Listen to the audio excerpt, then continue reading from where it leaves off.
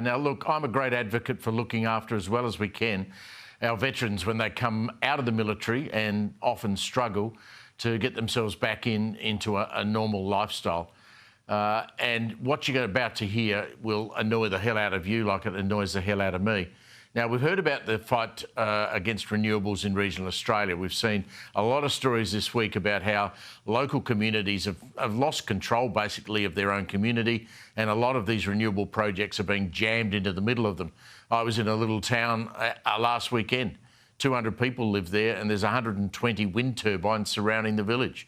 Now, regional Australia is about to, I think, arc up big time about this stuff. Some of the areas being targeted by green energy companies eager to establish wind turbines. So they're in idyllic settings. I mean, places that you will have all been to, and when you go back and these things are there, you won't believe it. No thought on the impact of these communities, I don't believe.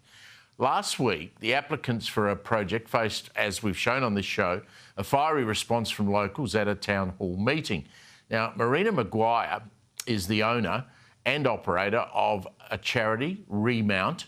It's in Bowning. It's a not-for-profit organisation delivering horsemanship programs for current and former servicemen and women and their families. She has deep concerns that this green project, more than 90 wind turbines, each as high as a city skyscraper, will have a pretty big impact on anybody who comes to her property seeking rehab. Marina, welcome. Really nice to have you on the program. I've had a bit to do with organisations that use horses in this way with returned servicemen and women. It's an extraordinarily valuable thing that the horse and the veteran, the relationship gets formed. It really works, doesn't it? It's amazing.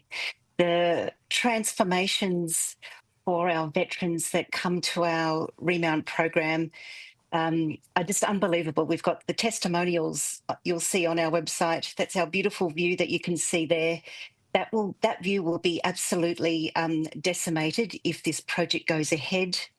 The horses, not only is it the horses, because they are truly magical and are an important part of the program, but it is the rural country setting that is one of the truly impactful ways that help our veterans and our first responders. It's that big open space, the place to come and breathe, where their cortisol hormones can reduce, and it just gives them hope, purpose. And hand on heart, we can see from people coming through the program transformational outcomes, totally transformational, hand on heart, even to the point of saying we save lives.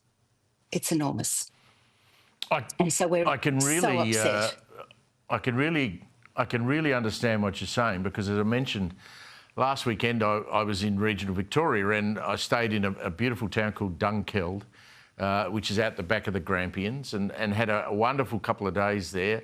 And then on the drive back toward the coast, I came across this town called Rokewood.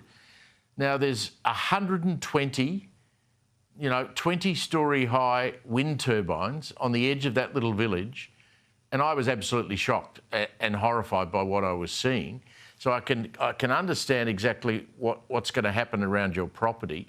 So explain to me, are there plans to put them nearby, and if so, how close? Yes, absolutely nearby. Only last week did we see the first map of what it would look like. 90 or 93 of these Barangaroo-sized towers. The photo you saw before, that would be littered with, it would look so industrial, it would look like the Sydney seascape.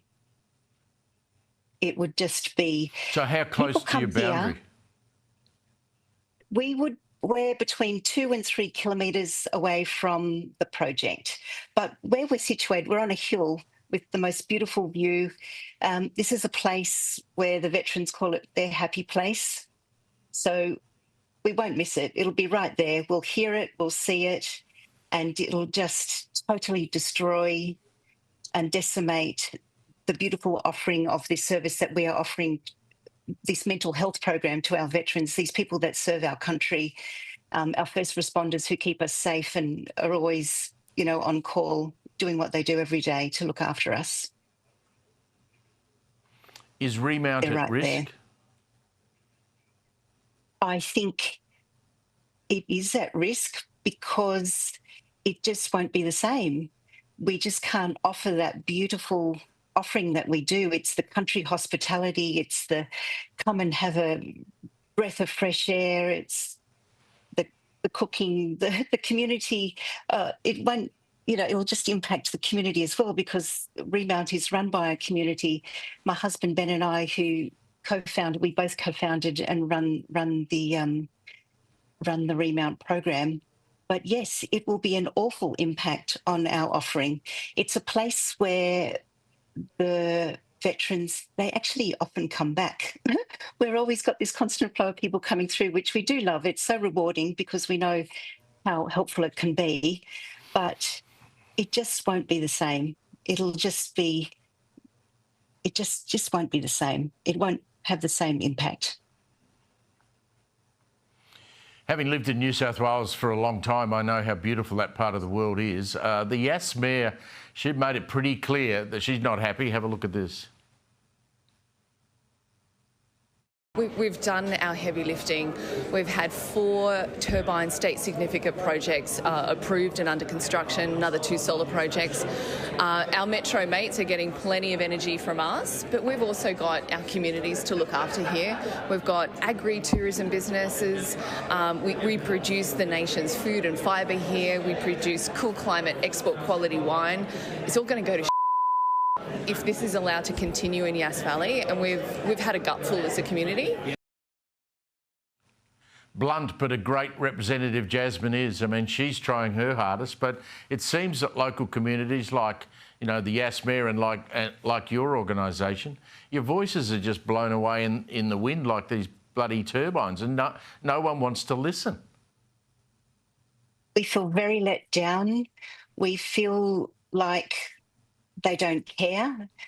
At the community centre last week, when someone said, "What would it take for you to stop this project?" and they said, "Nothing, we're going to do it anyway." In the news this week, we see our New South Wales State Premier. We're made to feel guilty and we have to keep the lights on, but they're just not taking into account the veterans and the farmers are 2 communities in this country that are at most risk of suicide. And these are 2 sets of the veterans and the farmers are the people that we need for our food security, our national security, and we feel like we are just not being heard, and it is such a stress for the community.